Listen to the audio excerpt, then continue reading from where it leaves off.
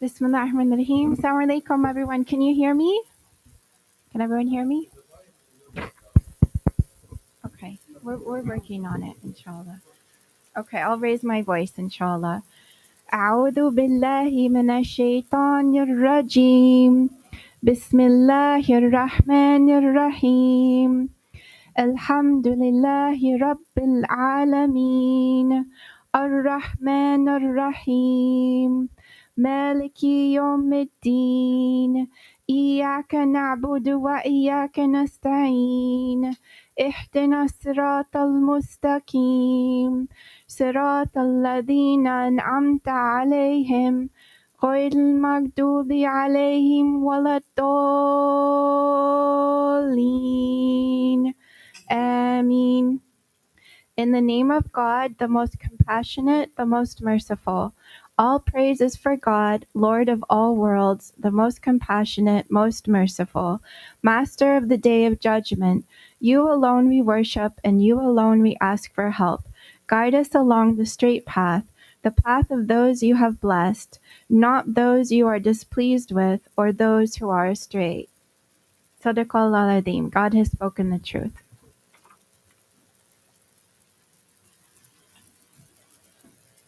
Thank you, Erica. So today's event is 365 Days of Genocide.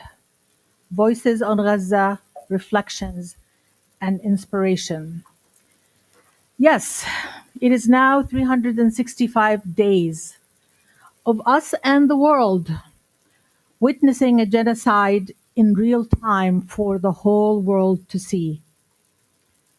In 365 days, we witnessed human cruelty at levels never seen before.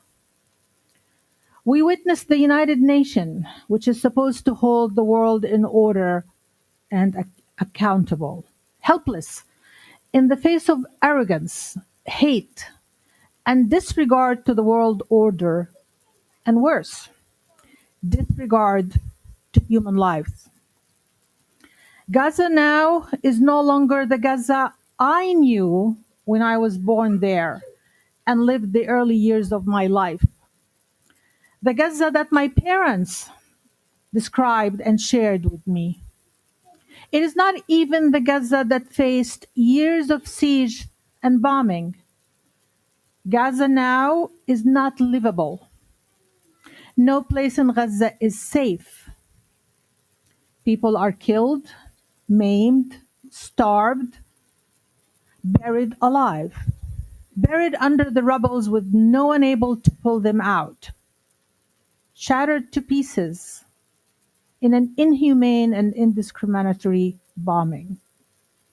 In many cases, bodies simply evaporating with no sign of their bodies or the tents they were seeking shelter in. Yes, 365 days of sheer horror. Yet, it was a 365 days of humanity, as it was 365 days of humanity's worst. It was 365 days of humanity's best. First, Gazans, teaching us resilience, faith, truly believing in God, fully submitting to God, and always saying, Alhamdulillah, all praise to God. 365 days where the world woke up, where we saw people taking time of their busy lives, refocusing their interest, refocusing their energy, refocusing their talent, refocusing their spirit on Gaza. Some of them literally putting their lives on hold. Many putting their lives in danger. Today, as we aim to honor those we lost in Gaza and now the West Bank and Lebanon, we aim to honor those who actually took the time to do something for Gaza, do something for Gazans. And it gives me really honor to introduce our first speakers. Dr. Alia Qattan is a dedicated anesthesiologist and ICU physician based in Southern California, where she balances a thriving medical career with her role as a mother of three. A proud graduate of Stanford University, Dr. Qattan has always been passionate about both medicine and community service.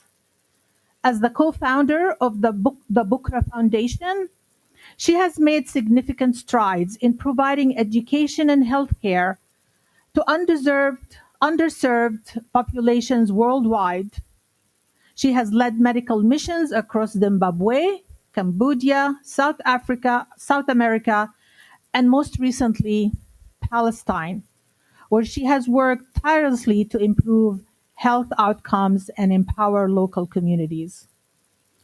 Dr. Qattan will share with us today about her recent trip to Gaza with her husband, Dr. Samir Khan. Dr. Samir is a compassionate cardiac anesthesiologist and ICU physician practicing in Southern California as well, a Stanford University graduate as well. He combined his rigorous medical training and a deep commitment to patient care. As a father of three as well and married to fellow physician Dr. Alia, Dr. Khan embodies the balance of professional dedication and family life. Recently, he participated in a mission work in Palestine where he provided essential medical services and support to underserved communities. Driven by a desire to make a meaningful impact, Dr. Khan continues to blend his expertise in cardiac anesthesia and humanitarian efforts, inspiring those around him through his unwavering commitment to both medicine and service. We are honored to have them today to share their experience and their observation coming from Gaza. Please welcome Dr. Alia and Dr. Samir.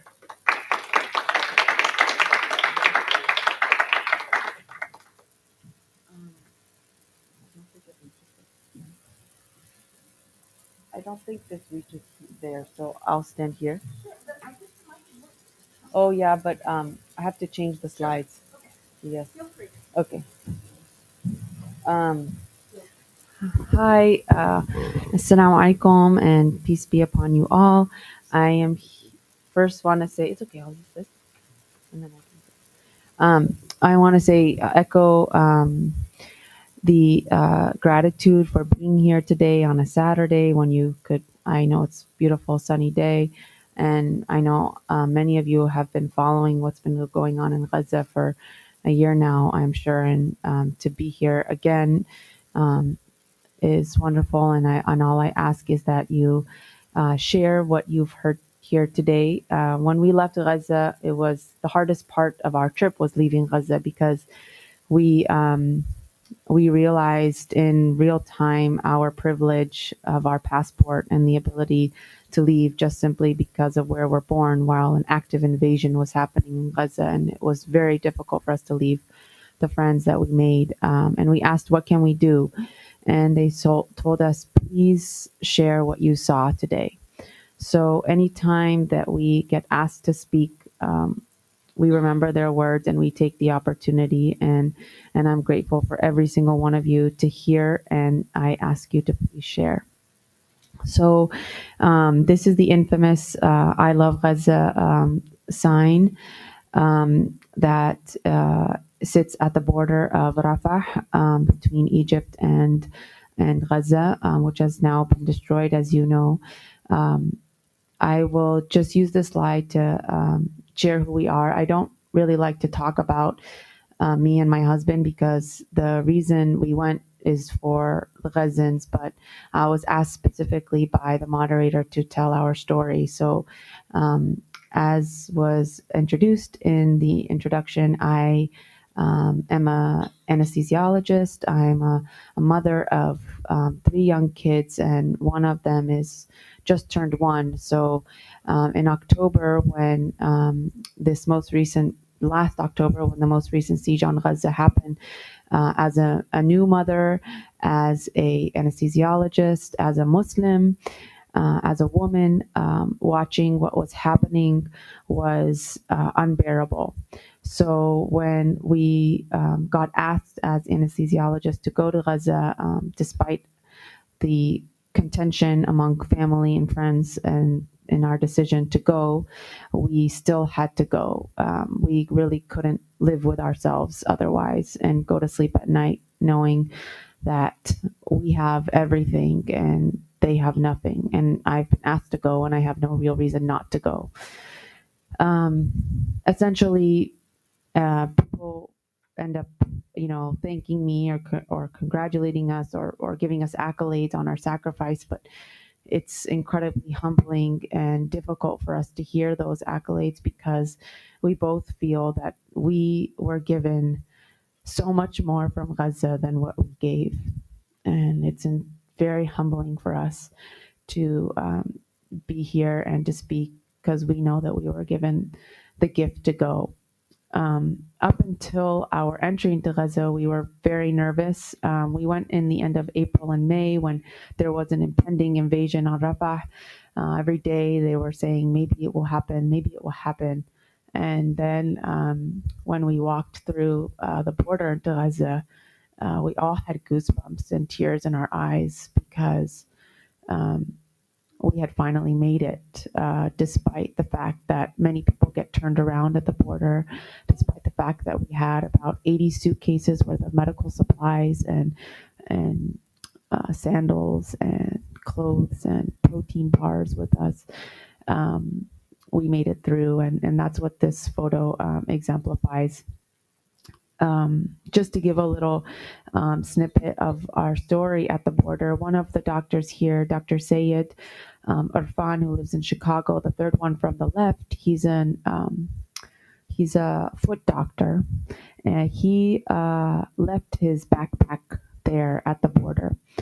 And so when we made it to our safe house in Rafah, he said, "You guys, I left my backpack there." And we said he had his passport, he had all of the key things, survival things that we had in case something happened to us. And we said, there's no way that's still there, but when the second mission comes in, we'll try and get it for you. And subhanAllah, when they went to go pick up the second mission, his backpack after a few days was still there. No, if that had been the Egyptian border, that would have been gone in 5 minutes. It just speaks to the characters of the Gazans that's not a slight against Egyptians. That's, just a worldwide phenomenon. It speaks to the character of the Gazans that they're in the desperation of almost half a year of war and being stripped of everything, that no one took $1 from that backpack. And if anything, they said to him, "Hey, there's a light in here. Can we borrow it?"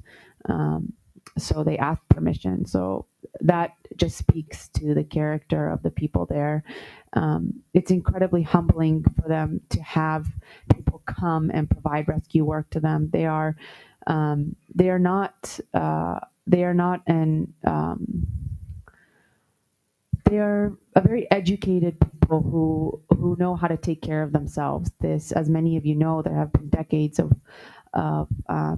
attacks on them, and despite that, they have been standing on their own 2 feet. So this time for them is incredibly humbling, and they want to show that they are the hosts that they are, and it's very difficult to do them without that. So for us to come in with all of our aid was difficult for them.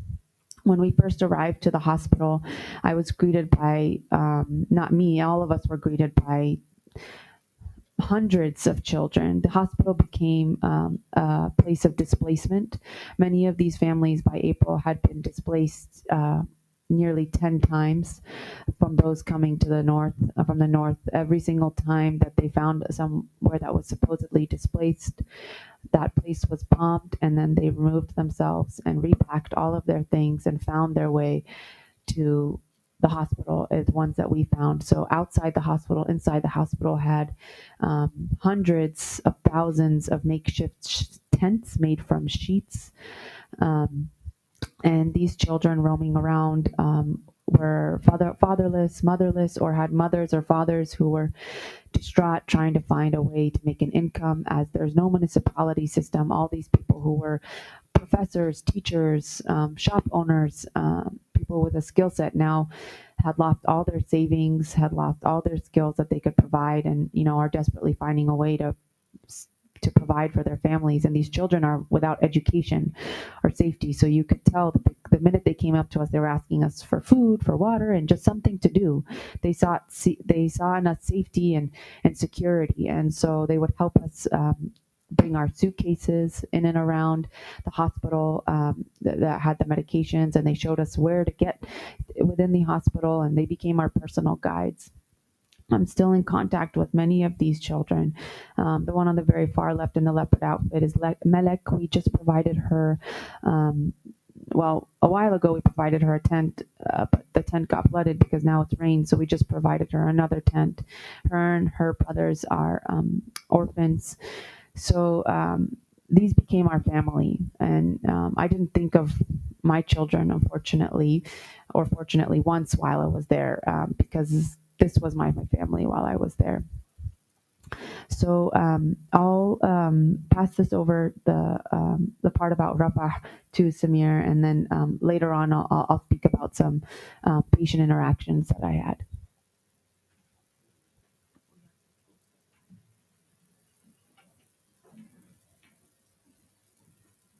Assalamu alaikum.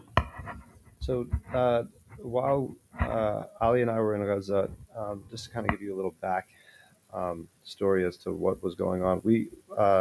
For me, throughout my, youth and collegiate life and post-collegiate life, the situation that's been happening in Gaza, I recognized it, even early on in my life as being unjust. And for a long time, I had felt that the situation could be solved without any cost to myself. Someone will figure it out. Someone much smarter than I am, someone much more talented or with much more political influence than I would be able to figure out a solution to what's been happening.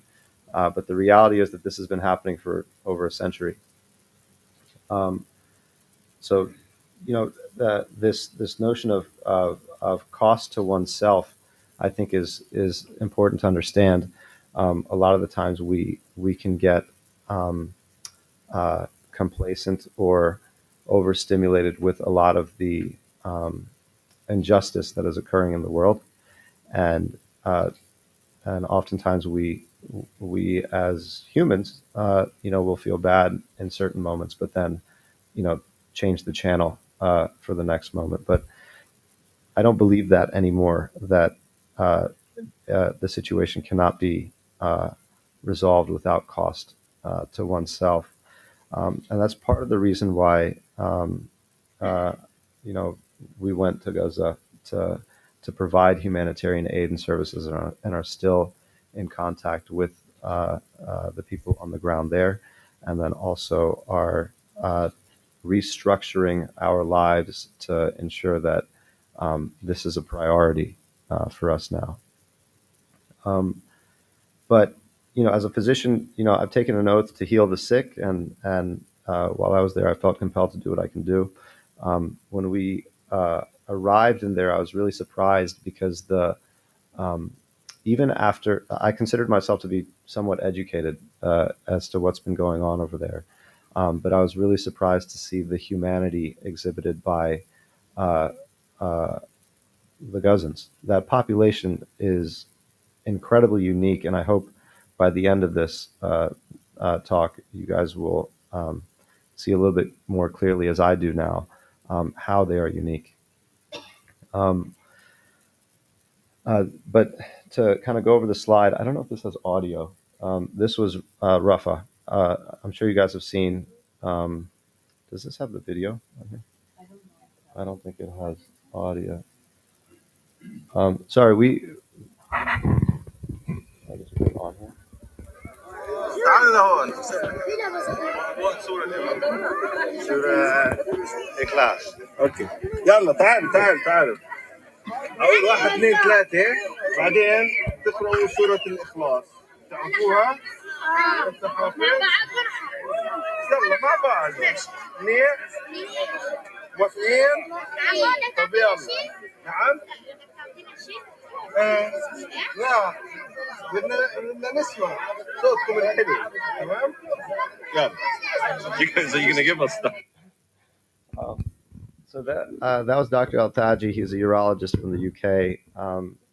He is also Palestinian. He was with us on our trip, and I had worked with him a great deal as his anesthesiologist. Um, when we arrived in Rafah, one of the big surprises to me is, and I've been to populations that and provided humanitarian aid to areas of the world which are burdened by disease and poverty, and there are certain things that you tend to see consistent across uh, uh, areas of severe of poverty and disease. Whereas over here, I was one of the big things that struck me is that the population of Gaza is highly, highly, highly educated. Everyone there is educated. It has a 97% literacy rate, which is far better than Los Angeles. They know what's going on. They know better than we do. They know what's going on not only in the Middle East, but they know what's going on in the Western world. They know what we are exposed to in terms of media. They are not clueless. They are not helpless. They are very, very sharp, and they know much better than I did, and I do, as to the situation, not only in the Middle East, but also in the West, right down to the details of, you know, I'm not I'm a Premier League soccer fan, but they knew that Jurgen Klopp was going to retire at the end of the season, and I did not know that. And they were also able to advise me on my fantasy soccer team, which players to play that will perform well. Like, they know far better than I do, not just in my area of expertise, which is medicine, but also in my areas of uh, hobbies, which is like, sports and soccer. They are highly, highly educated, and they're very, very sharp and aware. So that was not the impression that I had before I went there. And that's not you know, the elites in the community. That's everyone. So we can move on to the next slide. I don't know if you wanted to talk about this slide. Yeah, we can just go back and forth like this. I don't know. I'm sure you all can hear me or no? Yeah, okay. So the contrast from the pictures before Rafah and after Rafah, while we were there, an invasion of Rafah did happen. We were in the safe house in Rafah, and just to give a glimpse in the life of a husband, we were displaced ourselves. The one night that I actually feared my life, me and my husband slept in different locations, just in case anything happened, one of us would be able to come home to our kids. He slept in the hospital, and I slept in the safe house in Rafah. And the night that the bombings were happening in Rafah, they were so close to our home, and I was convinced that I was gonna die that night. And I felt in that moment personally what it meant that nowhere is safe in Rafah and in Gaza. The fact that our deemed safe house by the WHO, with the umbrella of the IDF, everyone knew about that location being safe. And the following morning is when we were told to be evacuated after we were already in a night's worth of danger. And we quickly gathered our belongings, and we had a bus, we had the gas, we had the means for our mini displacement. But many of these people who were working at European Gaza Hospital and Khan units with us and were also getting displaced from their homes in Rafah didn't have those means. We learned that a tank of gas is over $100 in Gaza. And we learned that many of these people who've lost their cars and who are unable to move locations have to pay other residents for that help. It costs thousands of dollars just to move miles. and where are they supposed to get this money now that they've lost their jobs, and now that they're working for free at their jobs or as volunteers. We were there during the invasion of Rafah, and what I wanted to show you here were these are pictures of mosques and buildings, and these are all our personal photos that we took. And all these buildings were prior standing. When we drove through Rafah, it was still standing. Much of it was still standing, and it was such a stark contrast to see it before and after. And it was truly heartbreaking to see it in person. And these images stay with us. I think that when I talked about the gift of Gaza, one of it was before we left to Gaza, we were able to, as my husband said eloquently, change channels within our lives, compartmentalize very easily. But now, having lived it, these things are not compartmentalizable, for lack of a better word. We live with this, and it's become a priority in our day because it became real for us as we had our own mini displacement, and we watched these physicians, these colleagues, get displaced and abandon patients because they had to put their family first. And so the days of the invasion, doctors and nurses were not at the hospital because they were busy displacing their own families, and patients were abandoned. So these are just photos of the destruction that we saw. And Ahmed Hussein on the left is hugging Dr. Riyad, who are both physicians, actually from Southern California in Los Angeles, who came with us during our mission. And as you can see, it was very emotional for us to see the destruction. And it's it's very difficult to describe in words. I'll let Samir talk about the ICU and the ORs, but the middle photo I wanted to talk about. I talked to you about hundreds and thousands of tents being made in and outside of the hospital out of sheets from the hospital. We didn't have sheets for the patients in the beds, and the mattresses. We didn't have mattresses for the patients in the bed because these families that were displaced were using these mattresses as their beds, and so our patients were sitting on these metal beds that were not only incredibly painful and uncomfortable, but nidus for infection. So I had written a journal while I was there, just so I would remember what had happened, and but as you know, an anesthesiologist and critical care physician, I'm mostly I'm confined to the OR and the ICU and the hospital and the intensive care unit, so it's hard to portray the overall situation in Gaza. But what I can tell you is that the injuries suffered, and I did.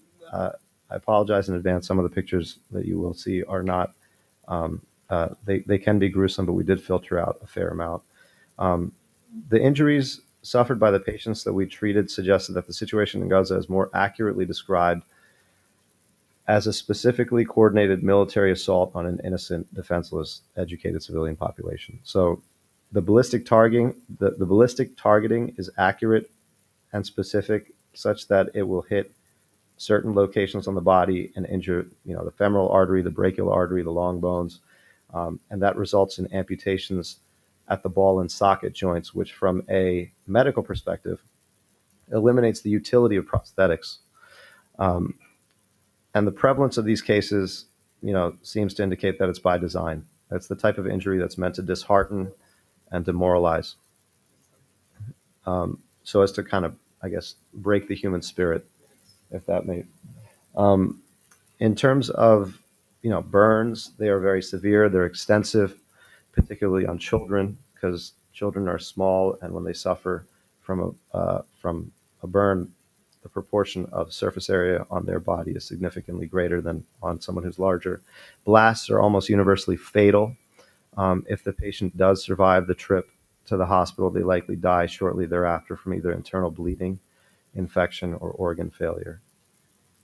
These were the supplies that we worked with while we were at Gaza European Hospital, which is probably presently the best supplied hospital in all of Gaza. I mean, you can see everything was being utilized to the extent of its use. So I'm not sure if you wanted to add more to the medical. I do want to take time to have you guys listen. It's really hard. I mean, to see and to hear about it is one thing, but to kind of hear what was it like while we were there. And I hope this video plays. Um, but the sound.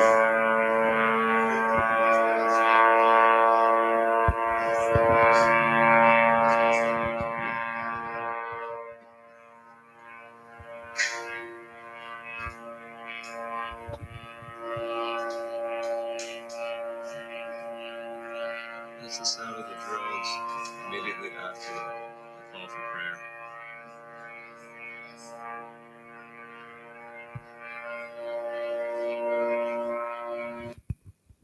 So when you step outside the hospital, if you're, as we entered into Gaza, that was the sound of the drones, and that's continuous. Um, they call it Zanana, and it's this constant buzzing from the drones that you hear as soon as you're outside of the hospital. And the operating rooms were a little bit sheltered from that, but when you step outside, that is the constant sound that you hear, and it's hard to explain what that's like uh, in pictures. But I'm glad we were able to have you listen to the audio. It is that loud. So when you heard me comment on it next to my phone as I'm videotaping, the sound in the distance relative to my voice is, I mean, that's proportional. That's how loud it is. Um, did you want to comment further? Yeah, and just so you know, those drones are Israeli drones that are the constant threat of. Oh, sorry, yeah. And just so you know, those are Israeli drones, just the constant threat of a bombing or of some sort of attack coming.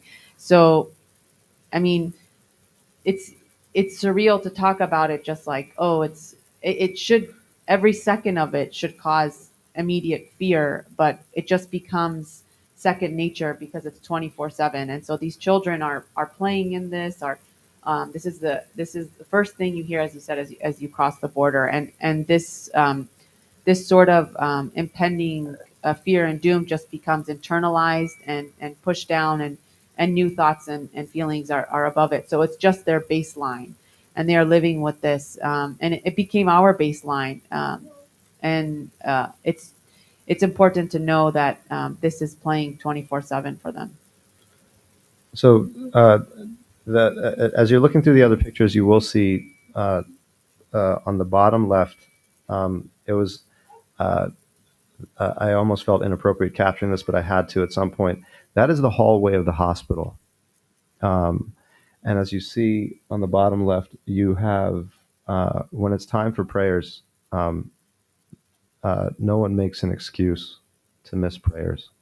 They will line the hallways, they will line wherever they're at. They'll even be in the OR, and make their prayer.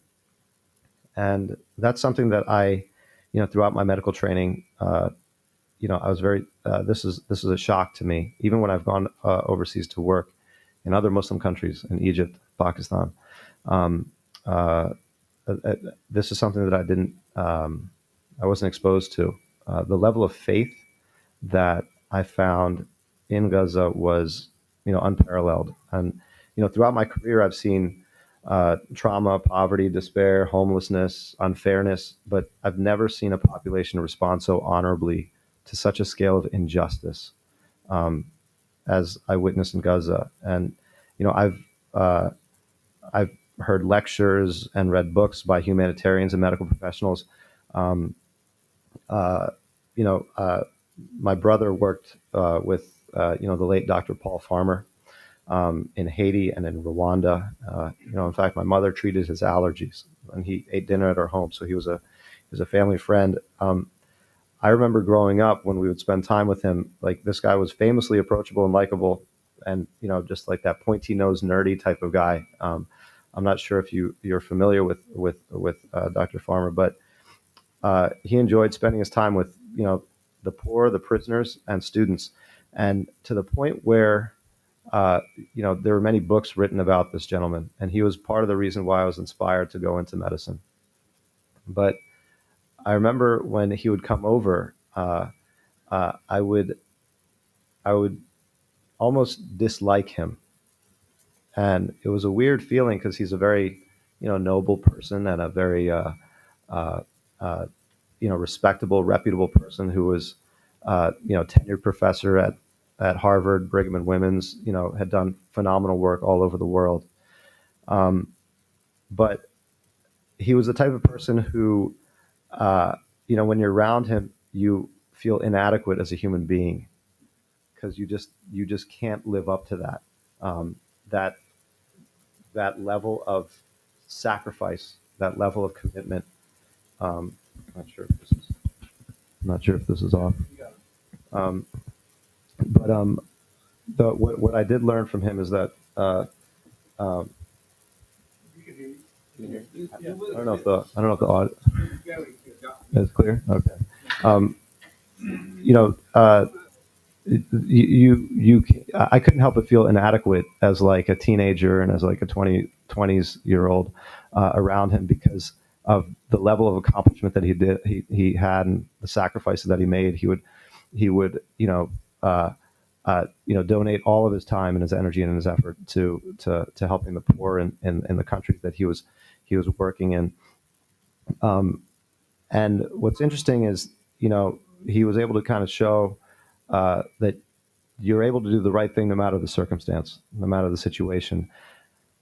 And when I was in Gaza, that feeling of inadequacy is what I felt being around the professionals that came to work there every day as volunteers to sacrifice their time, their energy, their efforts, to do whatever they could to, uh,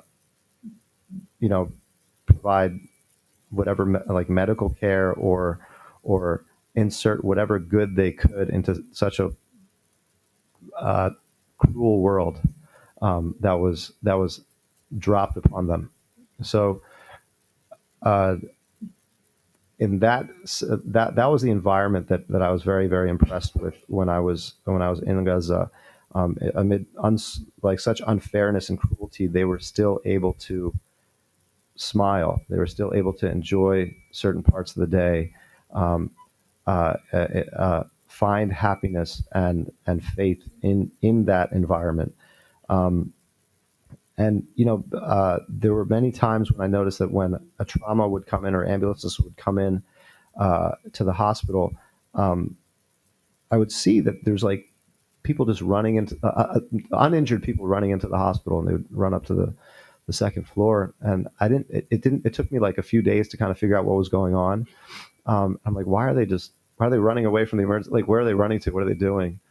And I realized eventually that they were going to the blood bank to donate blood from their own malnourished and maimed bodies in order to support and help uh, any potential relative, family member that was coming in as a trauma. Um, you don't see that, and like I've never seen that in all the places that I've worked. Um, I don't know if you want to add to that. Um, so many of the patient population that we saw, we get asked this all the time. Who did you see? And we saw mostly children and women and young men that were targeted.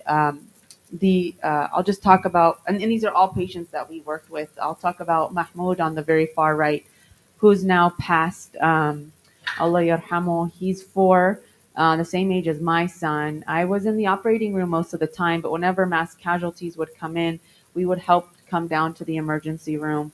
And I was called down to help Mahmoud in the middle of the night. And he had suffered burns from a blast. Most of the bombs that are being used are thermobaric bombs. They're bombs that were used back in World War II. They're very, very high temperature bombs that suck all the pressure in anything and everything around it, a lot of negative pressure. And you would see a lot of organ injury from this negative pressure. It sucks all the air out of your lungs and kind of the lungs implode within you. So a lot of these patients who were not in the direct vicinity of the bombs but were from far away would come in dead and looking perfect because they weren't in the vicinity of the burns, and that's because they would have internal organ injury. Mahmoud, unfortunately, not only suffered that internal organ injury, but also 80% of his body was burned. You can see his eyebrows and from his hair that it's tinged off. He spent a couple hours in the emergency room with me and a couple other doctors trying to keep him alive, which is very difficult even in a first world setting with this level of burns. Unfortunately, Mahmoud, who came in with his entire family and only him and his sister were alive when they came in, he passed away in my arms without any pain medication because we ran out of pain medication while we were there. We had planned to only be there for 2 weeks, but we were there for longer because the borders got closed when Rafah was invaded. And cold and alone without his family. This was just one child who suffered this, and I still remember him often. And I tell his story just so people have a name and a face to the over, 20 to 30,000 of children that have died, and these numbers are all, you know, we can't keep up with the amount of death that's happening, and the Ministry of Health itself is, falling apart. So these numbers are behind, but those are the numbers we know. If you want to change the slide, this is Mohammed Abu Samud, who's actually in Texas right now. He was hungry outside of his tent looking for food, and he saw a tuna can, and he opened that tuna can. It was actually a planted explosive, and he lost all four of his limbs. And we took him back and forth to the operating room multiple times. Many of these children have to have repeated anesthesia, which is not good for their brains. They have minimal resources for keeping their wounds clean, so they get infected and they have to further amputate them. He's lucky that he's one of the very few that got extracted, and like I said, he's now in Texas receiving care. You can change the slide again. These are more of the complex. Pause that. Maybe this is Yeah, sorry. sorry, we give a lot of different talks in November for medical people of medical background. So this is in Gaza, elderly women are called hajjis. This is a hajji that we went to an operation with. I was her anesthesiologist. She needed, her hip was fractured during one of the displacements, and she was bedbound for months waiting for a surgeon to help with her fractured hip. If any of you know about fractured hips, they're very, very painful, especially lying on these beds that are without mattresses. So she finally had the opportunity to go for an operation to stabilize her hip. We took her to the operating room because we were running out of anesthesia. I used a spinal on her, which means I numbed up the lower half of her body. Normally, those spinals last about 2 hours, but because of the complicated nature of her hip fracture, because we had been sitting on it for so many months, and also because of the lack of supplies, this operation ended up taking 4 or 5 hours, which meant her spinal, what was numbing the lower part of her body, was wearing off, and she was feeling the entire operation.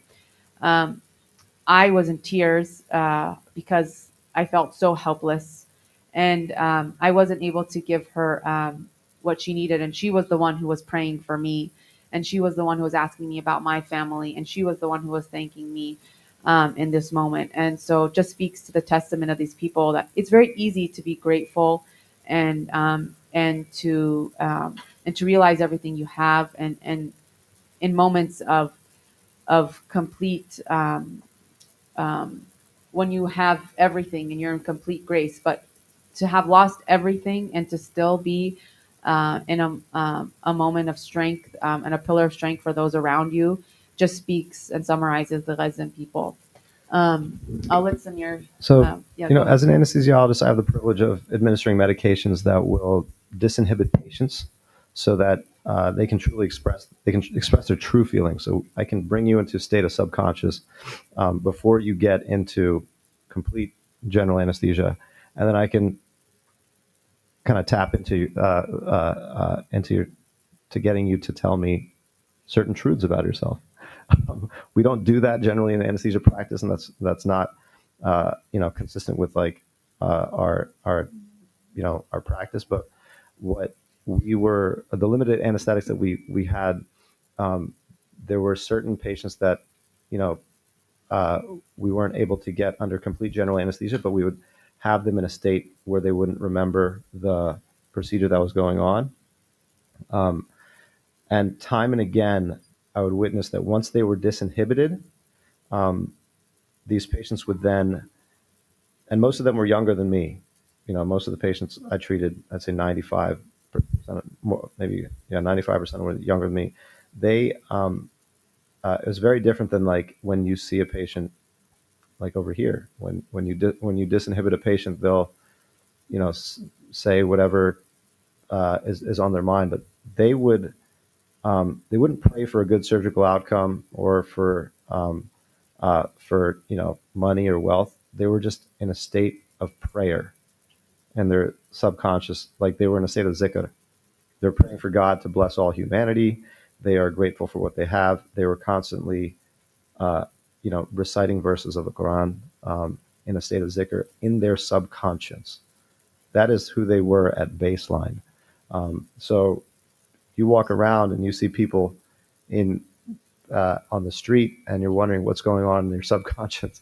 This is how they were, and that was one of the big things for me, because I had not seen that in any of the countries that I've been in. This was this is a scenario on the left in which this was an anesthesia technician that I worked with, and I just started video. This was like a random videotape that I started doing once I found out what was happening. And he is describing that he came into work and he found out that this individual on the bed needed an operation. That's his first cousin. So they brought him in after a trauma, and he was just so happy to see his first cousin, to happy that he was going to have an operation done to potentially save him. Ollie, I think we have a minute left. Yes, we can go to the next slide. So one night, Samir organized for the kids to play soccer. Oh yeah. One night Samir organized for the kids to play soccer together. And then on our way out, when we finally were able to leave Gaza, with a really heavy heart, we faced a tank, an Israeli tank on the right. We had an American flag all over our car, and we were clearly marked as medical humanitarians. And we faced this tank for about 3 hours, waiting for them to let us pass.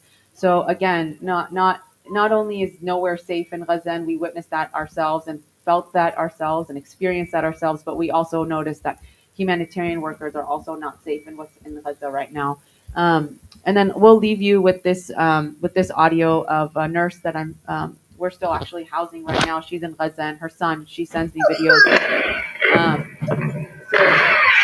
So this is one of the audios she sent me of one night that she suffered. So this is on a nightly basis. This is what the children they have to contend with.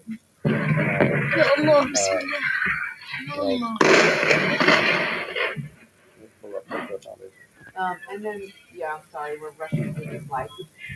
But basically, her 2-year-old son is asking where.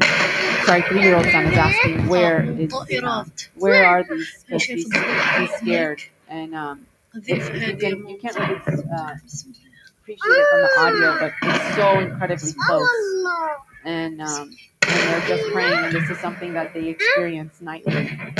And we sleep in the safety of our own homes, and it's very hard for us to know that this is happening, and to have experienced this, and then to continue on with our lives. So I've had plenty of interviews and talks, and something that I always I try to leave people with is that even if you think that you can go on living without recognizing or doing something about it, it will have consequences. What's happening is unprecedented. More children have been killed than all of the wars combined, and your children and your relatives, they will grow up and they will see if you did nothing.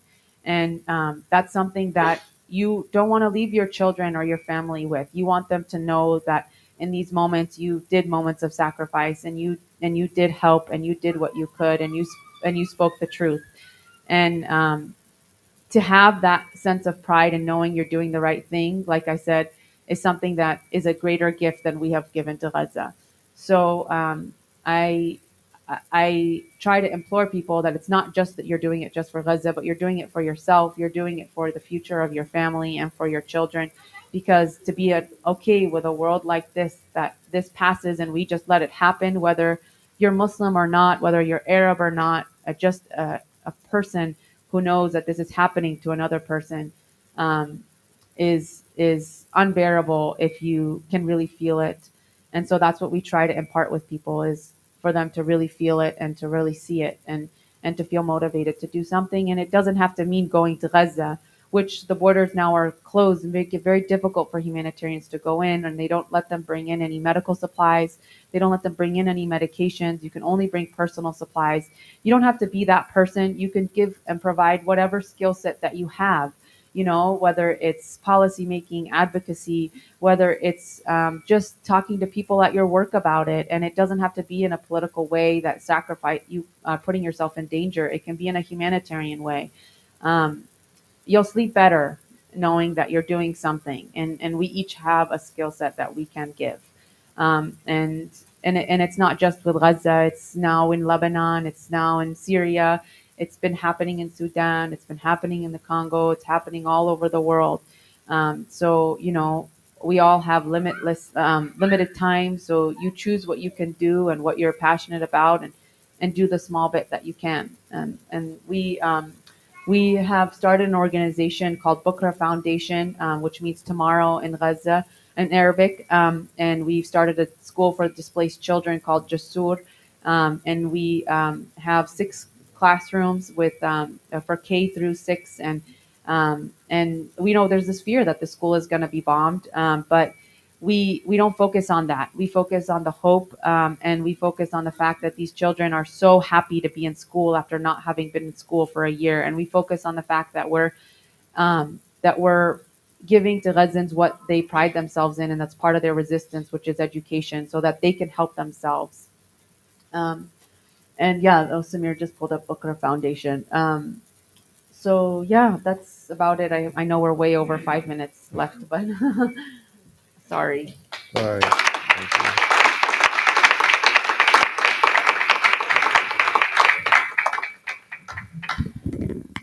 Thank you. Thank you for your first. Thank you for sharing your story.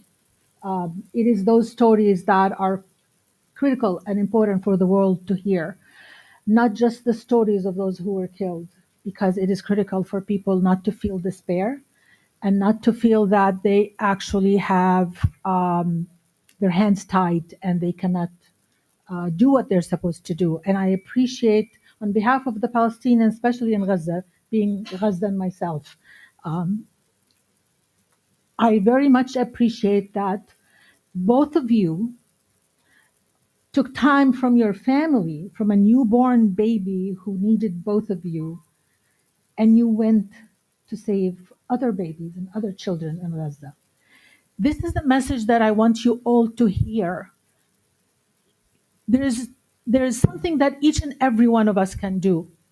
I didn't know Alia. I didn't know Samir. This is the first day I meet them. But I had a conversation with Alia over the phone, and she said something that stayed with me. For this to end, we all need to sacrifice, each and every one of us. And it is something that we all can do, sacrifice from what we have, from our voice, our time, our ability to speak, to donate, to really stand and scream, enough is enough.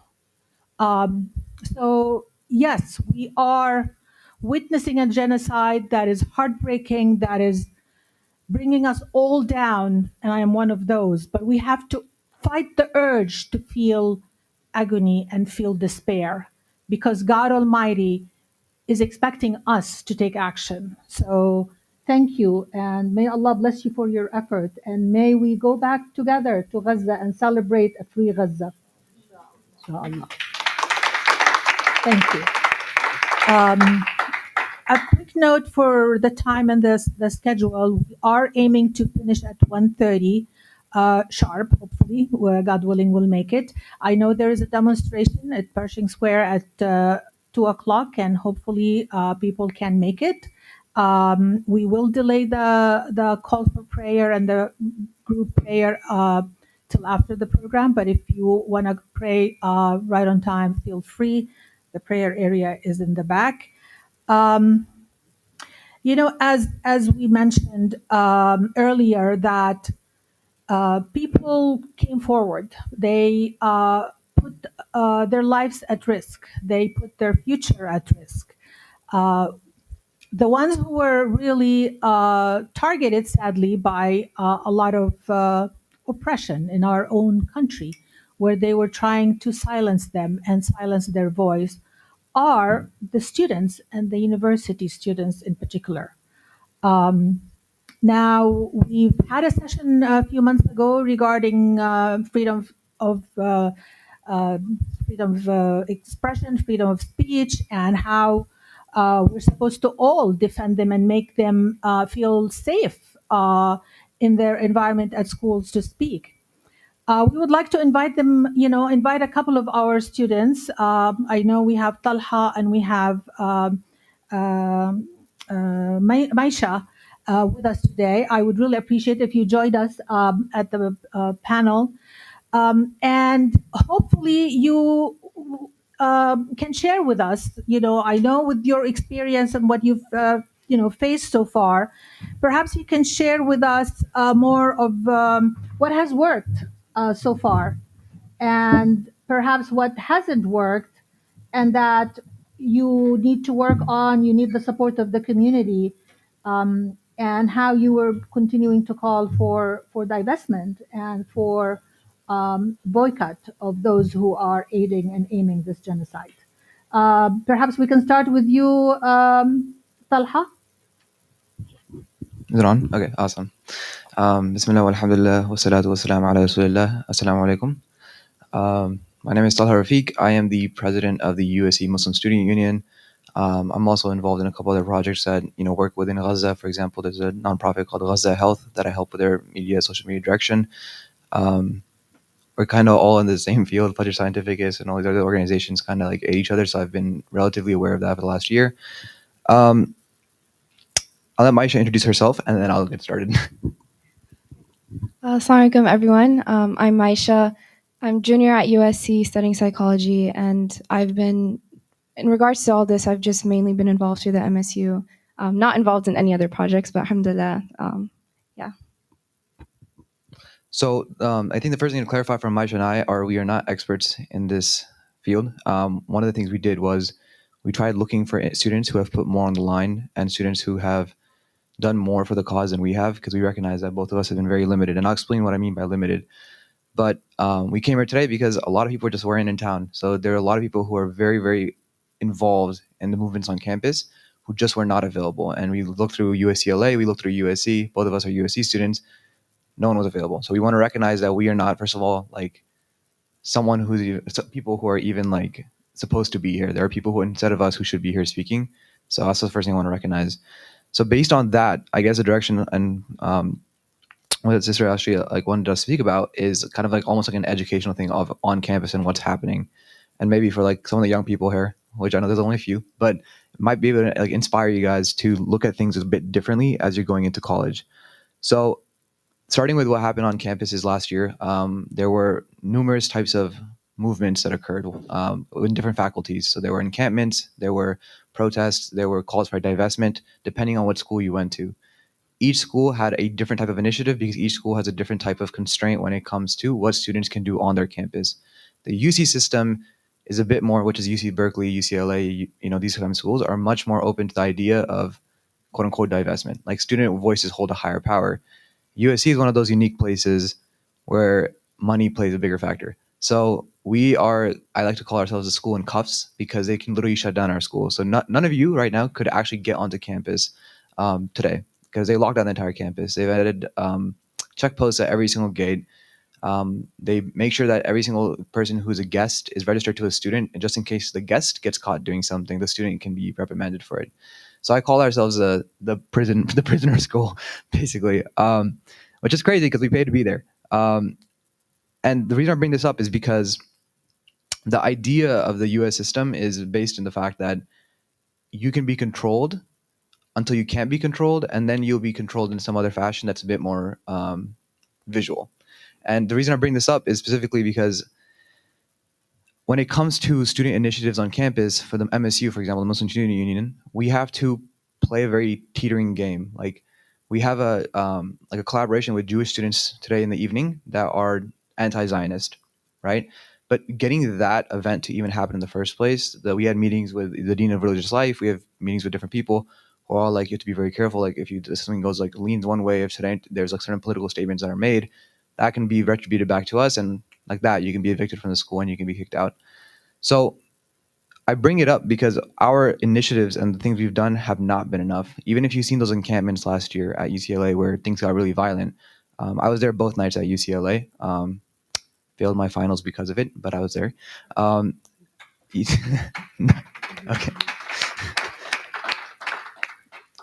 Those things can occur every now and then, but in reality, like, those get shut down when they get shut down, and after that, the cuffs come back on. So consistently working to loosen those cuffs to a point where they eventually break themselves is the goal, and that's where that whole analogy comes into play. So certain small actions can do that, and this is where I want to mention 3 things. I know it's a bit sporadic so far, but it's all going to come together. Don't worry. Especially for the young people, these are the 3 things that you should remember. There's other ways to get involved that will slowly let those cuffs become looser.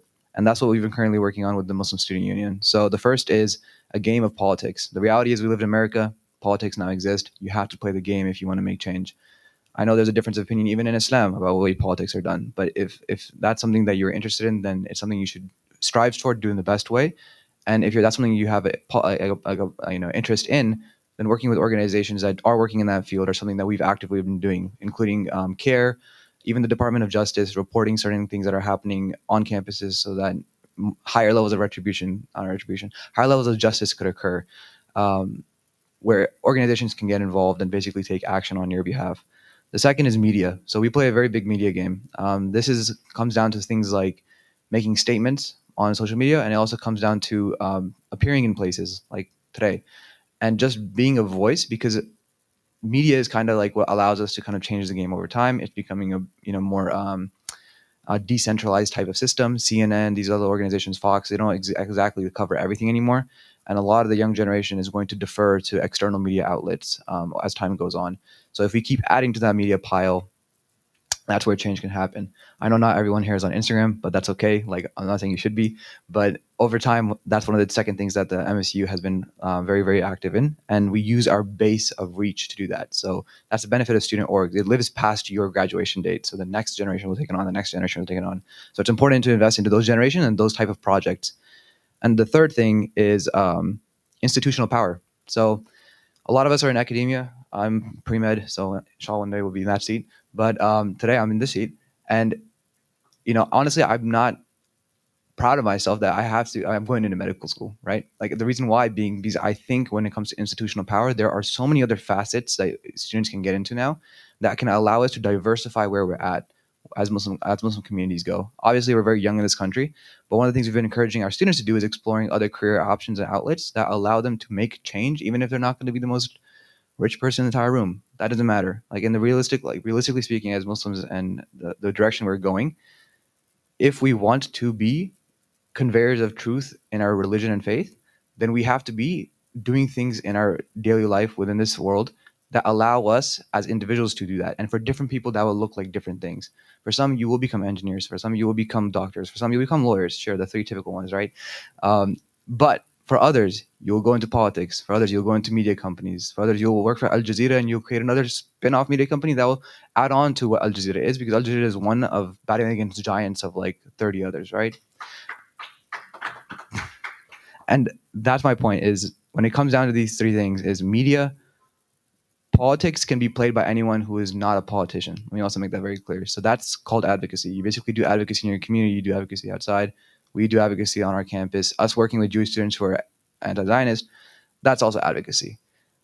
So that's a separate thing. And then last thing is institutional power through the game that we have to play in this world. So if we're going to do something, we might as well commit our life to it and become the best at it. And the way you can do that is by encouraging your youth, your kids, and the ones who are here, who the 3 youth who I see on the left side, you guys going into fields that you feel passionate about and that you can make change throughout. I'm not saying everything, obviously, like there are many, many issues in the world. You can address many different things. You can address the homelessness issue in LA for all I care. If that's your dream and passion, do that, right? As long as you're helping individuals and the passion that you have is allowing yourself to do that. And the reason I'm saying all this is not to give advice to anyone, but this is a demonstration of what we've kind of done on our campus.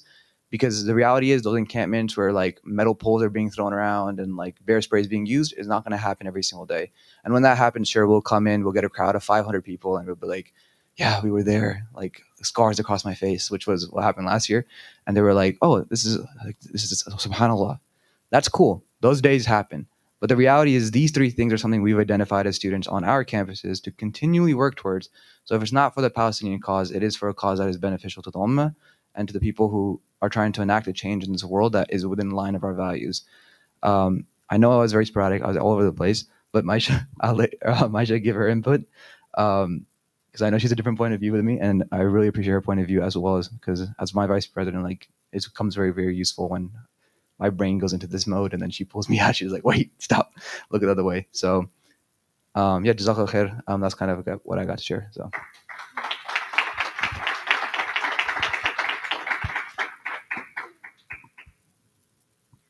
Okay.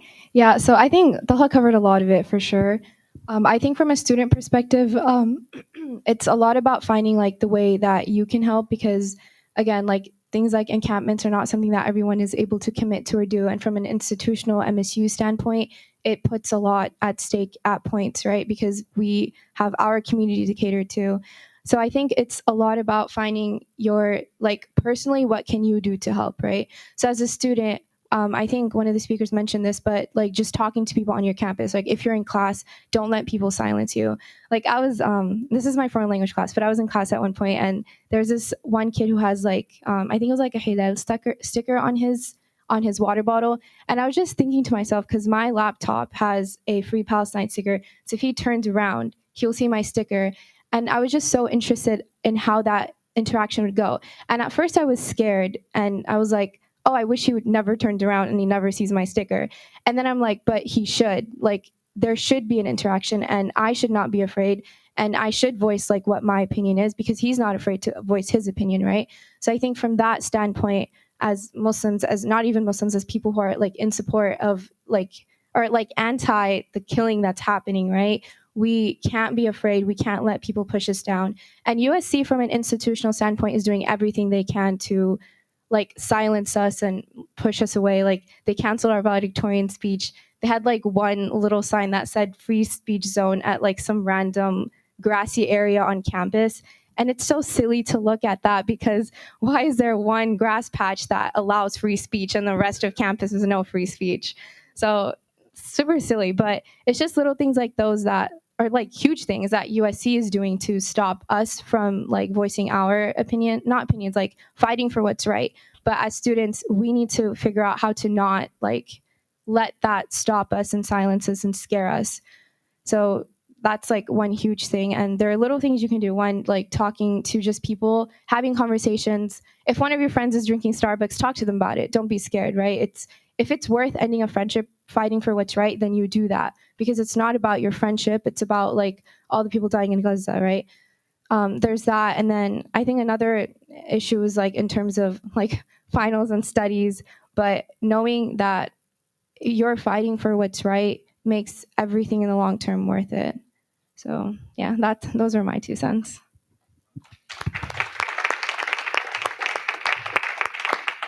I have a quick question for both of you. With the new year starting and what we're hearing about how leadership on these campuses are preparing to not allow encampments and suppress freedom of speech, what are your thoughts and what are you planning?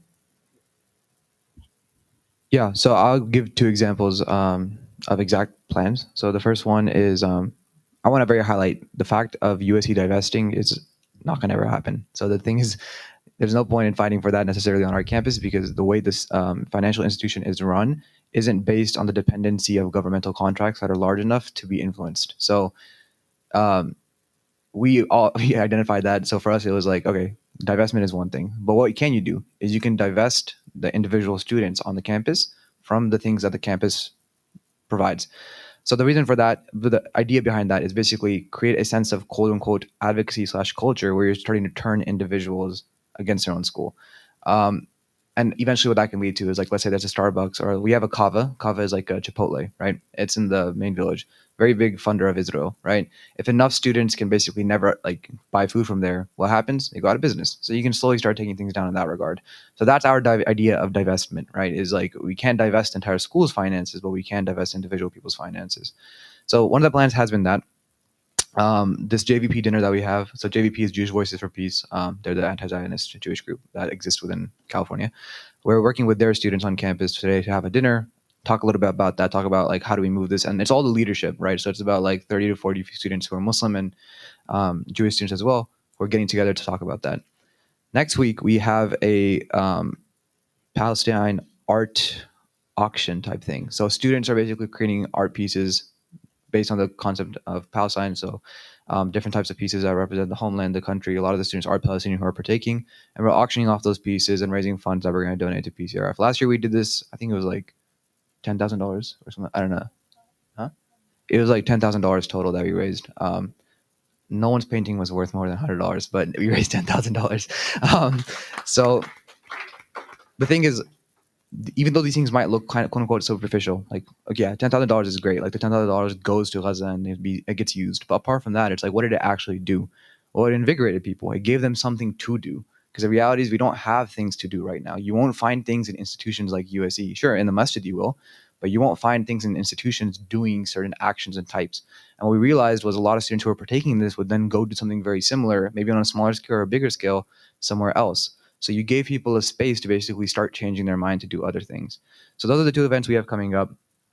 We are quote unquote in the room with like, the dean and the president, like through the dean, about the student voice and what we need and how we need to be feel heard. But I'm going to be completely realistic. This is why Maisha and I are not the ones who are supposed to be here today, is because we act in a position where the cuffs are directly on our hand, because the people right above us have cuffs as well. USC just hired a full-time Muslim chaplain. His name is Sheikh Muzammil Dadaboy. And even he has cuffs now, right? He had to meet certain members of Hillel, which is a Jewish organization near campus that is a very outwardly Zionist organization. And he had to meet them. Otherwise, he was fired, right? And a lot of people will look at that day and be like, wow, he's a traitor. I'm like, no, he's not. He's spending 99% of his time helping us and the 1% of the time doing something that they're going to use for show. And that's the reality is if you're going to play in cuffs, some people will be in that position. But there are certain students on our campus who, if they were here today, would be wearing masks and have like, the keffiyeh tied around their head because they can't have their identity shown. Because the stuff that they're doing is disrupting everything to allow us to do what we're doing. And if we all work in our own capacities in different places, one day we're going to get to a place where you're going to have like change and effect across the entire spectrum and across the entire like board, not just in one specific niche.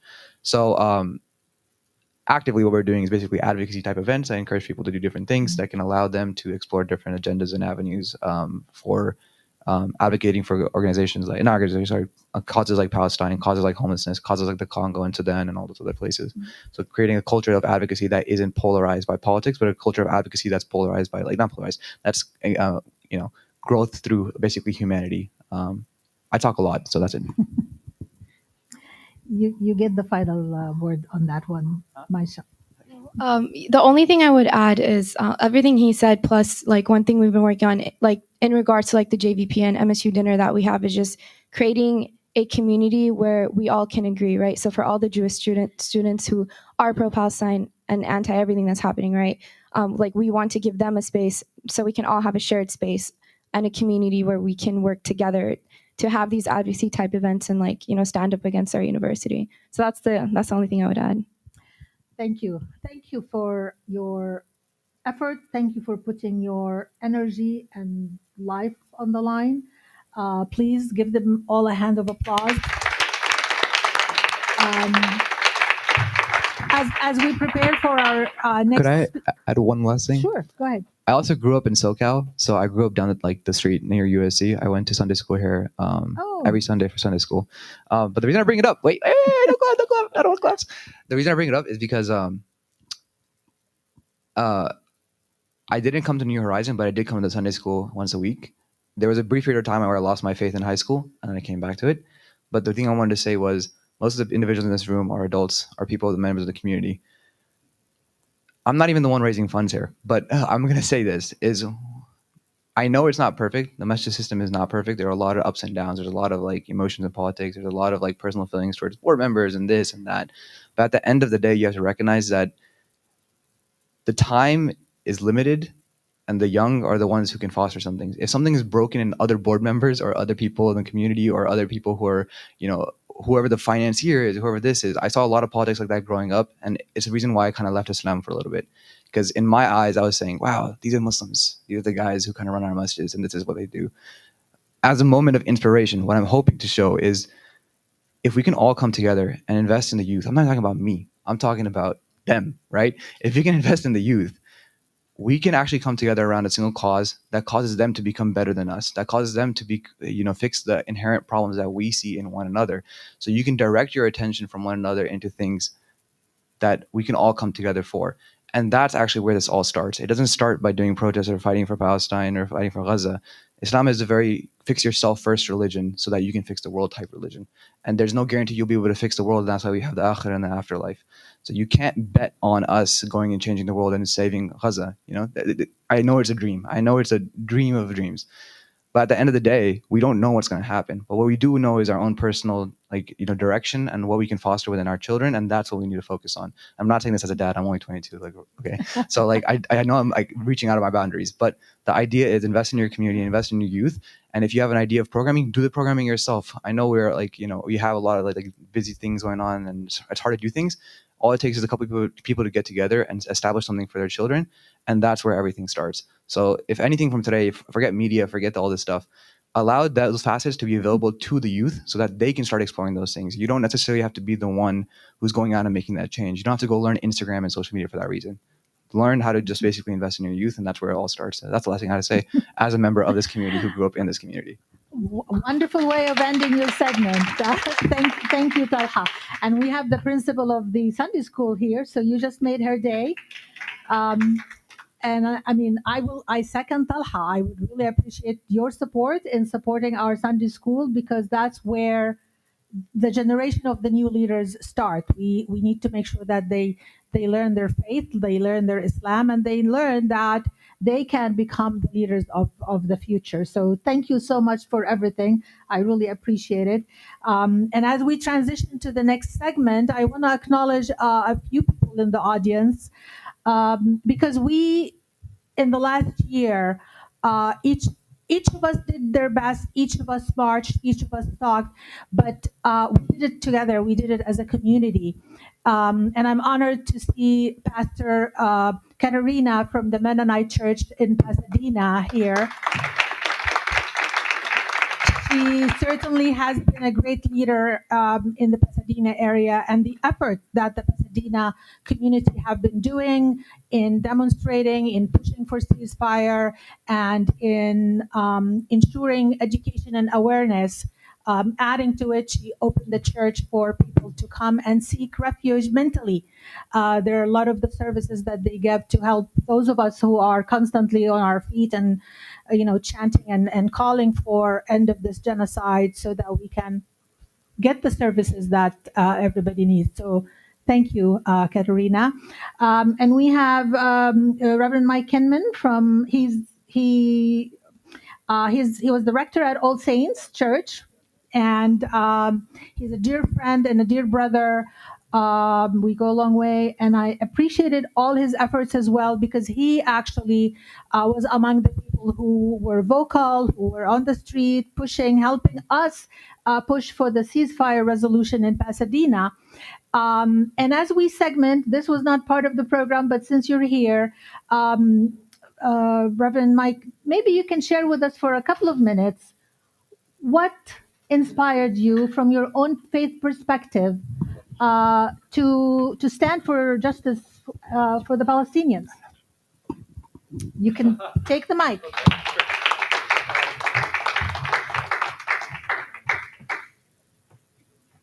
So, first of all, Wow, thank you so much, and just deeply, deeply grateful. You all with Kinder, you came to All Saints and did. You were with Kinder USA, yeah, because I remember some of the presentation. I came in a little late, but just thank you so much for the work you do. You all who are working as students and with students, thank you, thank you, thank you so much.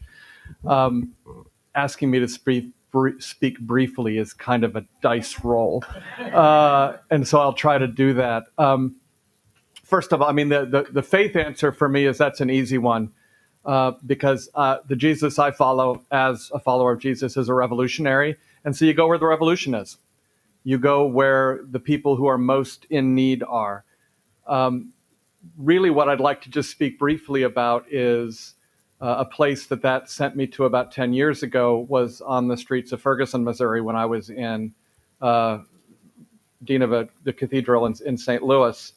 And three things I learned there that are guiding me now. The first is I have a dear friend, Reverend Tracy Blackman, who, when the uprising was starting in Ferguson, I had this great idea that we would just do these teach-ins, teach everyone about white privilege, we'd fix everything and it would be fine. And she said, this is the problem with your privilege. And she's one of these friends who could get in my face really wonderfully and said, you're used to being able to, when you are uncomfortable, to use your power and privilege to do something, and then you feel comfortable again. She said, what you need to do is sit down in your discomfort. And you need to listen and listen and listen some more. And then when you're done listening, the only thing you need to be saying to the people who are talking is, here is what I heard. Did I get it right? And so, first of all, that's the importance, a huge piece of the importance of what we're doing here today. Every one of us is allowing ourselves to sit down in our discomfort, because what you are showing us, what you have said to us, the reality that you are bringing in front of our faces so that we cannot ignore it, it should be uncomfortable. It is deeply disturbing. It is a genocide that is happening on our watch. And so, first of all, just by being here today, we are doing that important thing. But then, okay, well, what do we do with that? And I want to jump over to the students here. And the other thing that I learned is follow those who are most on the margins, because they have the most of what my friend Reverend Otis Moss calls lived expertise. And they frankly will not have as many hooks in them as those of us with more privilege will. And I find that people in their teens and 20s actually tend to see things more clearly and better. Because where my life experience might have me saying, but this, actually they have enough life experience to do that too, but they have enough clarity to say, no, this is the core issue.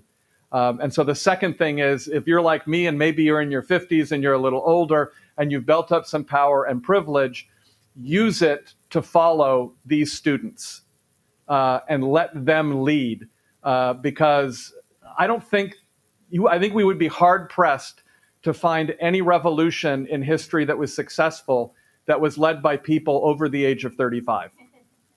And that's very true. And so we need to realize that we have leaders in our midst, and we get to follow them. And then two other things really quickly. The first is there's a great pastor, Osagavio Sekou, who said there's a matrix to how you exist in places of oppression. And he says, you look around and you do basically an audit of the power and privilege that you have. And the more power and privilege that you have personally, the greater your opportunity and responsibility is to literally put your body on the line for those who are in the crosshairs. And so when you are saying, I failed my finals for that, and that's part of why it's like you both put your bodies on the line. You put your bodies on the line. And what I realized is, with the power and privilege that I have in this world, straight, white, educated, clergy person, I check most of the boxes.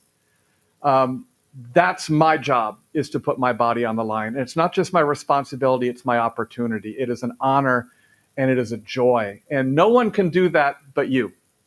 So do your own power and privilege self-audit and look around and see if someone else who has less power and privilege than you is putting their body on the line, and then ask yourself if maybe you should be going to them and saying, how can I put my body on the line for you? And then the final thing is just ridiculously practical, which is about this election, and it's about using our votes strategically. And this is something that I can't tell you what to do, but I can say, please, thoughtfully, prayerfully, have the internal conversation, have the conversation with people that you make decisions with, who help advise you. What I will say is, I'm going to go to Arizona. I'm from Arizona. I'm going to knock on doors for Kamala Harris and try to flip Arizona. I'm not voting for her. I cannot vote for someone who will not even stand up enough for Palestinians to let one speak at the Democratic National Convention. I have, as we all do, I have friends whose lives would be in danger under a Trump administration. And so I will try to prevent that from happening. But in a state like we live in, and if most of us live here in California, California is in no danger of going red. And what that means is we can think about how do we strategically use our votes to make a point that the Democratic Party cannot ignore the genocide that is happening in Gaza without consequence. That this is a voting issue for us. And again, I can't tell you how to do that, but I would say, especially in a state like California, our vote is power. And if we could get 10 to 15% of the electorate to vote for uncommitted, to vote for another candidate, and to explicitly tie that to the fact that we are sending our tax dollars to Israel to bomb civilians and to commit a genocide. I don't know if they would have to stand up and notice, but they might. And so thank you. Thank you very much. That's yours.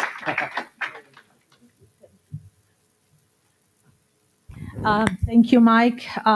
The one major box that you check, which you haven't mentioned, but I will, that is your humanity. And I appreciate that. I appreciate your stand and support. And I second Mike's message that we all have a responsibility, and our voice, our vote is our responsibility. So let's use it to support our values and our ethics and what is right. We as a religious institution cannot tell you how to vote, but we encourage you to do vote and use your vote and use your voice. Now, again, politicians are part of the community, and our relationship with them is not just dictated by them, showing up for, support of, normal things that, impact the community or impact events. The criticality and the character of them shows when there are tough situations. And our next guest, I actually met him not just here at the Islamic Center, where he showed up at different events that we had for Gaza, but I met him literally on the streets, with him wearing the kufiya, coming with us, those who were demonstrating and calling for an end to the ceasefire and to the genocide. He is a Democrat running for Congress in the California 34, which is where the Islamic Center is. He is opposed to the genocide in Gaza.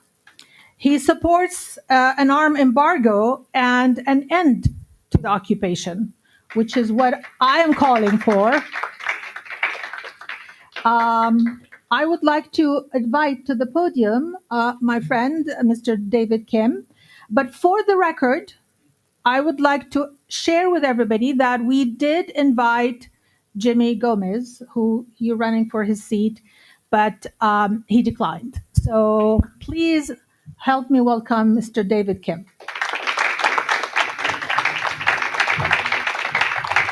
And I would like you to share with us what inspired you. Why do you come to those demonstrations? Why do you take the stands that I just mentioned?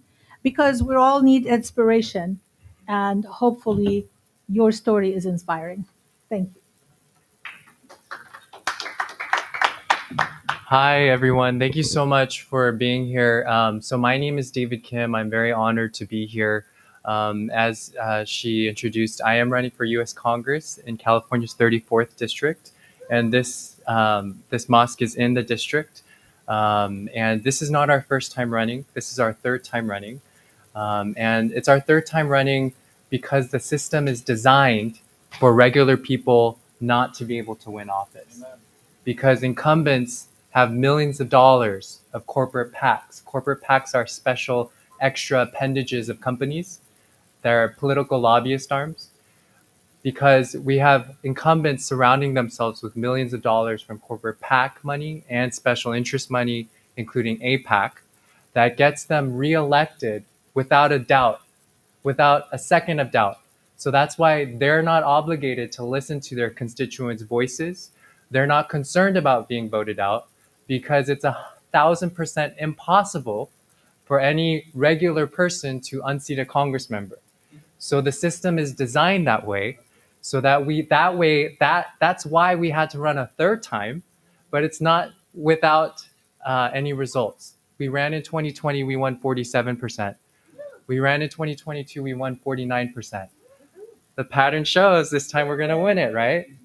But the reason why we're standing for end to the occupation, an end to the genocide, an arms embargo, stop voting to fund what's going on in the Middle East, in Gaza right now.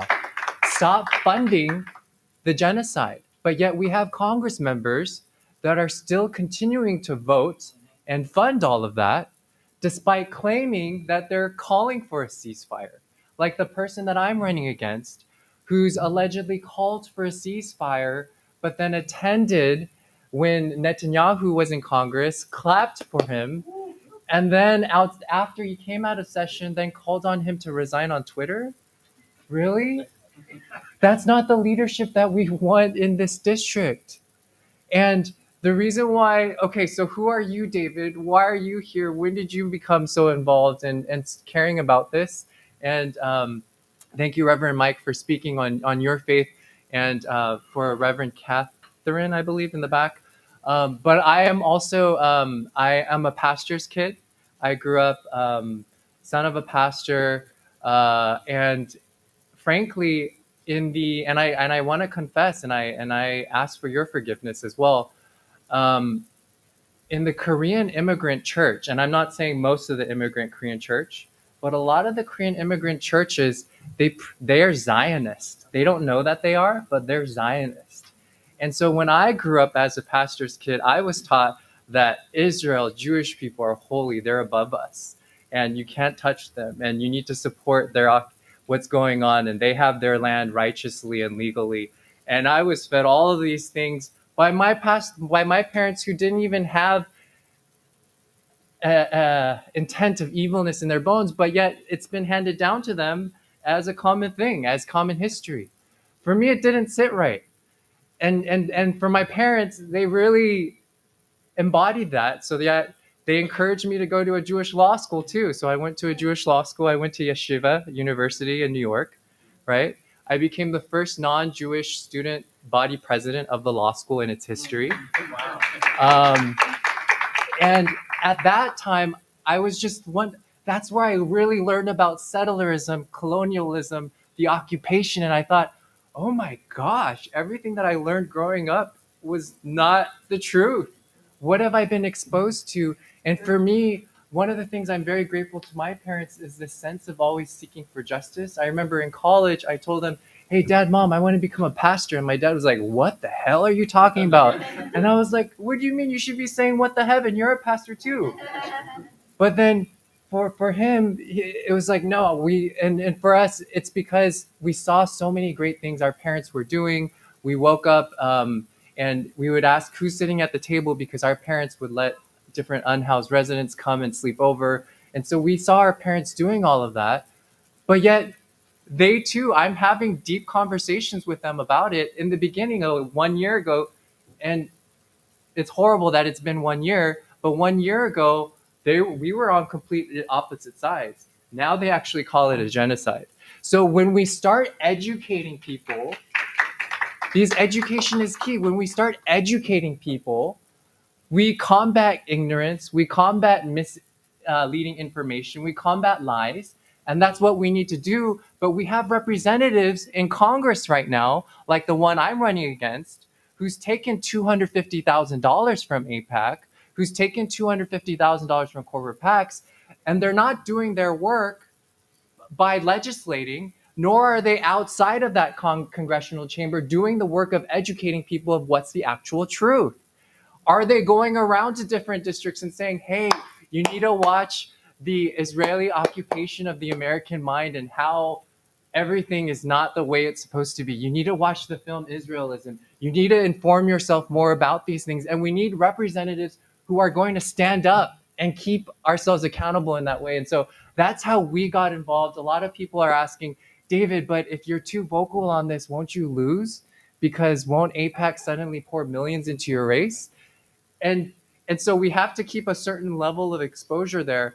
But the reason why we're doing it is how you do anything is how you do everything. What we do into office should be reflective of what we're doing now. Not one soul is less than another. When there's one suffering, everybody's suffering. And we really need to stick with our values. And that's what our campaign's doing. And we'll continue to fight. We'll continue to dialogue with members of this community. And I'll continue to come back and we'll continue to show that we're not done.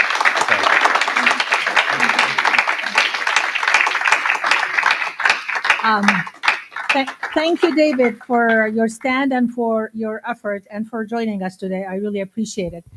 Our next segment, which now we're a little bit tight on schedule, and I was hoping to one of our speakers for the next segment. She's tied up in traffic, but she was in another meeting.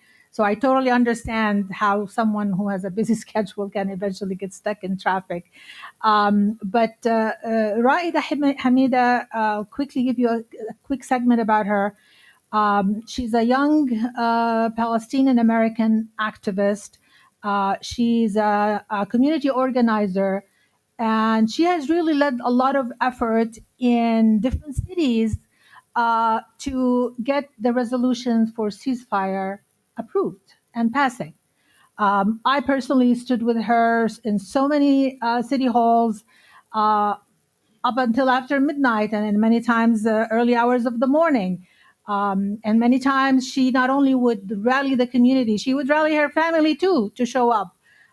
So I would have loved for her to be with us today to share with us her story, but perhaps another time. But I wanted to honor her and acknowledge her effort. And we have with us actually another gentleman who was critical in one of those ceasefire resolution, Mr. Marco Barcena. He was the lead in the council that helped get the ceasefire resolution passed in Bill Gardens. We're honored to have you with us, and I would appreciate if you can share for a couple of minutes with us what inspired you to take a leadership role and help pass such a resolution and take such a stand. And we're honored to have you with us. Thank you. Hello, everyone. How are you doing? My name is Marco Barcena. I'm the vice mayor of the city of Bell Gardens. And it's an honor for me to be here today to talk about something that's been very important in the last couple of years of my life. I'm an immigrant. I'm Mexican.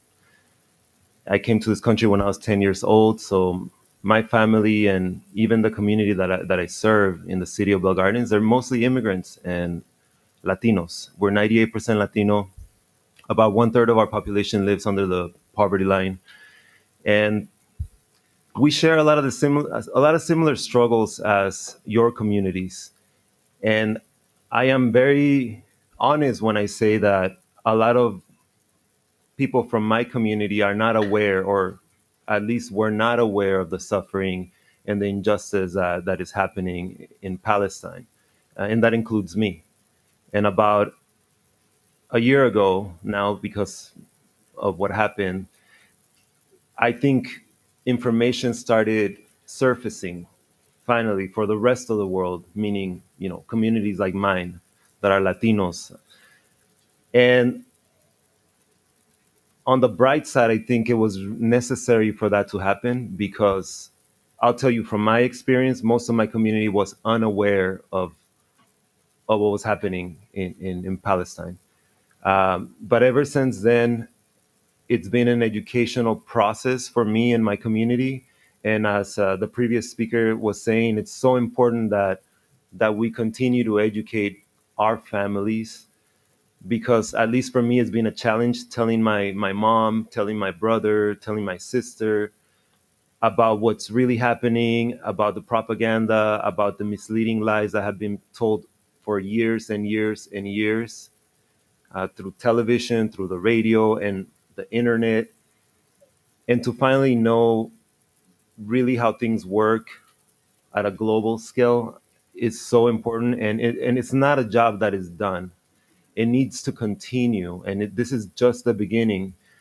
And you guys are leading the way in this, and I'm so fortunate and happy to be here today because I've had an opportunity, thanks to Raida from the Latino Muslim unity, that unfortunately she's not here right now, but she's on her way, stuck in traffic somewhere.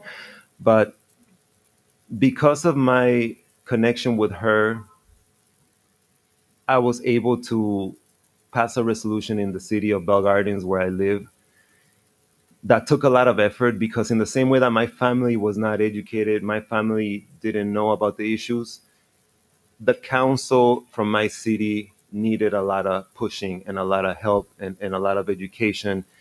And it's not easy because we all had these preconceived notions of how things work and what's right and what's wrong. And in the last year, it's been a revolution that's in the making. It's starting, but it takes so much patience. It takes a lot of patience because we're basically undoing years and years and years and years of programming, right? Of deep programming, and it's a battle that we're here to fight. And like I said, I consider myself lucky that I was given this opportunity to advance a ceasefire resolution in the city of Bell Gardens. Let me just tell you this: the day of the voting, I only had one vote secure for that resolution, and because of that, there was just a fight that trickled down. We had people calling, phony phone calls from Nazis, and just a whole circus coming in because they knew that we didn't have it secured, right? But my family was there, my friends were there, the community was there, and they spoke out. And that got the council to completely fall in line of what's right. And I just want to acknowledge Raida's here. Hello, Raida. How are you? And like I said, it was an effort that took a lot of communication, especially from Raida. She helped work all the political angles because it's so difficult to get things through even at that point, right? Because you have council members that don't understand the issues. You have influences that are trying to get those council members to vote a certain way. And you're literally working an uphill battle. But I think it's a battle that we're winning step by step.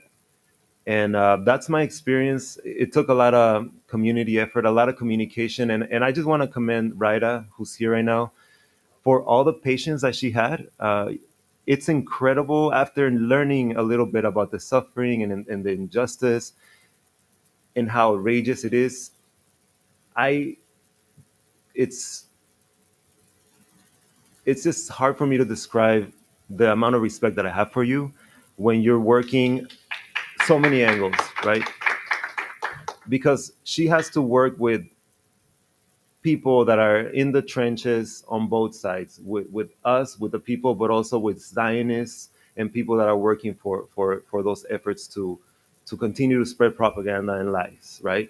And she needs to be diplomatic. She needs to be tactful, and I've seen that in a way that it just takes so much control, right? When you have family living in Gaza, when you have family living in Palestine. And I just want to say thank you, Raida, for what you do and what you facilitated in my community. I really, really, truly appreciate you. And I appreciate everyone that's here today. Please keep fighting. It's a fight that we're gonna win, because I think the truth is out, and it's just a matter of us taking that truth and running with it and educating our loved ones in our community. And I know that we can do it. Thank you.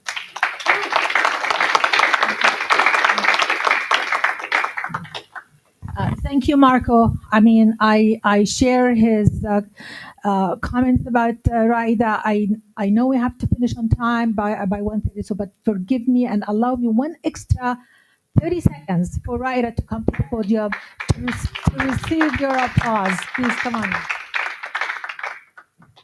Assalamu alaikum. Thank you, Sister Hadab.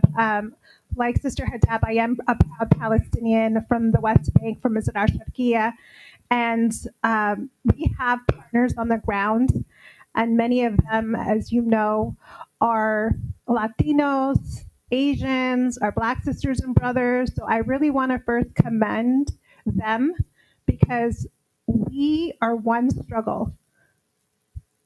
Without the freedom of Palestinians, there is no freedom of everyone.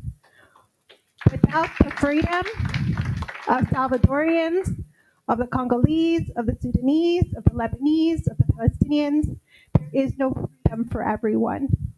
We are one struggle until we are all free. And I'm the executive director of Latino and Muslim Unity. And Marco, please give him a round of applause, because he was a strong partner on the ground in Southeast LA. And those partnerships are so invaluable to our community. And Latino and Muslim Unity, we spearheaded 16 ceasefire resolutions in the last 8 months and passed them. That is 86 council members that called for a ceasefire that could potentially be our next Congress members. So please do not see this as just symbolic. See this as a movement for the future, and we're planting the seeds, right? These are seeds for 10 years from now. And even when people say, oh, like, what is it? It's not making a difference. In Judy Chu's district, Congresswoman Judy Chu's district, we passed 4 ceasefire resolutions, 4 cities. And because of that, she actually was a sole vote in Southern California to block aid to Israel. So please continue to do this work.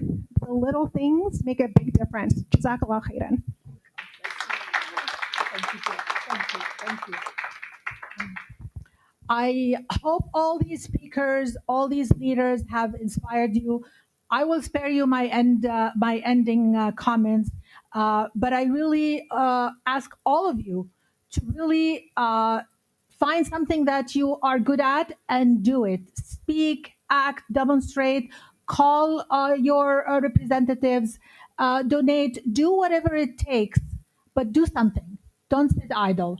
God bless you. I know there is a demonstration at Pershing Square, so I hope you join the group, and I will pass it on to Brother Ashraf so that he can share with us some of the action items to keep us moving forward. Thank you for being here, and thank you for taking time to join us.